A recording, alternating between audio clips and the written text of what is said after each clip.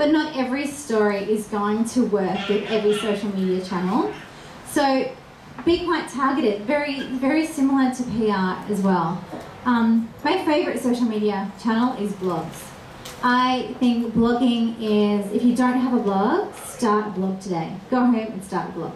Because it's the central pillar to most social media strategy, and it means that you're controlling your messages and you're sharing your expertise and your skills with the community without actually going through anybody else. You can just blog about your area of expertise, and you're the expert. So people will come to your blog. It's like Public Relations Sydney. People assume, and I do know about public relations, but because I have Public Relations Sydney blog, I'm considered an expert in public relations. So just a couple of tips with that is that when you blog, make sure you tweet about it. So with social media, everything should be interlinked. When you blog, tweet, so the people who are on Twitter go to your blog. Make sure your blog is relevant to your target audience. If you're not in food, don't really write about food. But if you are in food, just stick to food. Stick to what your specialty is, because that's how you're going to build yourself as an expert.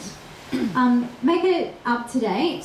So blog, I suggest blog to 1 to 2 times a week, and they don't have to be both. They don't have to be original posts. I would suggest that 1 post a week is, but the other post can be something that you've read that you think is interesting, and you can just do a short summary of that article and link to that, so that you can get that done in like 10 minutes. And that's a way of you actually demonstrating that you read and that you care enough to share the information that you found with your community. The other thing too with blogs, and this is everything with social media, cross-link it, interlink it, do as much as you can. Feed your blog into your LinkedIn pages and into your Facebook pages, because that automatically populates those pages as well. So you don't actually have to go into Facebook all that much, because your blog is feeding into it and you're reaching a whole other group of people from Facebook into your blog. With blogs, you can also guest post on blogs as well. Raz, who many of you know, asked me last week to guest post on his blog because he read an article that we wrote for our newsletter, which he found really interesting, and asked if I could guest post on his blog, which was fantastic because that meant that I reached a whole group of readers or audience that I wouldn't normally reach. And I'd already written the article, so I didn't actually have to do very much other than say yes, because he uploaded it as well. So have a think about other bloggers who you actually admire or who are in your industry, and read their blog, maybe make a few comments every now and then so they know of you, and suggest a story that you can write for their blog.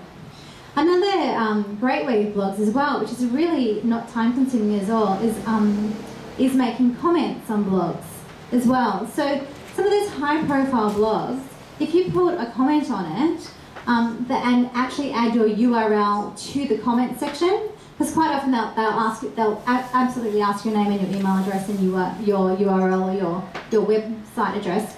Fill that out, but also put your contact details into the body of the comment. I did that for Valerie Khoo's Enterprise blog, which is on Sydney Morning Herald and The Age, and I got a new business meeting out of it. So it's quite an effective, easy way of building your profile and your credibility as well. You can also pitch stories to bloggers like you pitch stories to journalists. It's quite an accepted way of doing it. Just make sure that you outline what your story idea is to the blogger and why you think that their readers would be interested in your story. Read their blog a little bit so you get to know it. So it needs to be quite a tailored pitch. Don't send out media releases or anything to them. Do a specific media story.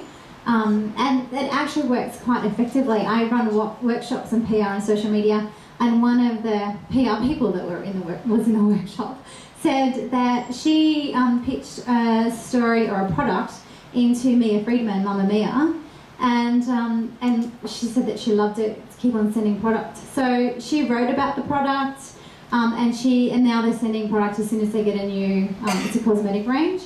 And so that they just reached thousands and thousands of people they wouldn't normally reach. So bloggers, do start blogging today when you get home. So Twitter. Twitter is an amazing way of building your profile as an expert and building a community. And you meet amazing people through Twitter. We're all here because of Twitter. So I'm a fan of Twitter, but the thing about Twitter, from my perspective, is it has to be strategic. Don't just tweet about what you had for lunch. Not that anybody would hear, I'm sure, unless Rebecca can. We'll let Rebecca. Unless you're a foodie, don't write about what you had for lunch. Really think about it strategically. It's a really important social media tactic. So it's another way of building the expertise of you or your business. So it's not promotional. Make it a conversation. And I see Twitter as storytelling in multiples of 140 characters. So each tweet that you have builds on the story of your business or your personal story or your story of your expertise. Twitter, it needs to be professional. It needs to be a strategic part of your communications. And tweet articles that you find interesting and include the URLs to those articles so that people think that you're really generous because you're sharing knowledge and information. And be really generous with your retweets and your replies because you're creating a community and it's a conversation. So Facebook, it's a great place of creating a community because you're sharing your videos, your blogs, your podcasts, news of your story. I think Facebook has evolved into a place, a marketing tactic actually, an opt-in email marketing tactic. So you can be promotional to a certain extent because people have actually opted in, they've liked you. So by all means, be promotional there, but also treat it as a place where it's a community. And with Facebook, it needs to be rewarding and updated as well, and it needs to be a destination place. YouTube. So we can all be TV stars now. I was telling my dad about this last week, and he's like, what? How is that possible? You can have your own TV channel?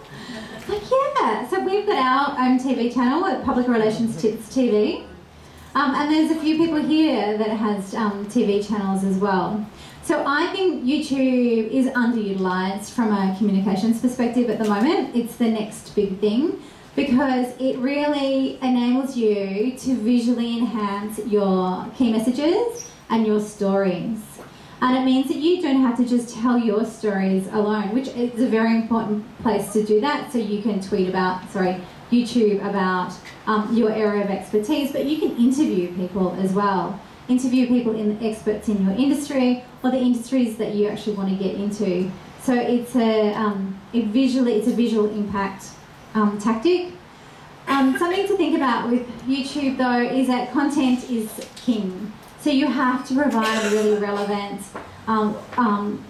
share-worthy, link-worthy content. If it isn't, people aren't going to share it or link to it. And that's one of the reasons why you're doing YouTube, because you want people to share it. And you're not going to have probably one of those, funny cat falling off a building type YouTube video, but you're going to have something that people are actually going to want to forward onto their colleagues from a business perspective. And it's a second highest search engine. So you make sure that all of your videos are tagged with the words that your potential customers or your people within your industry can actually find you.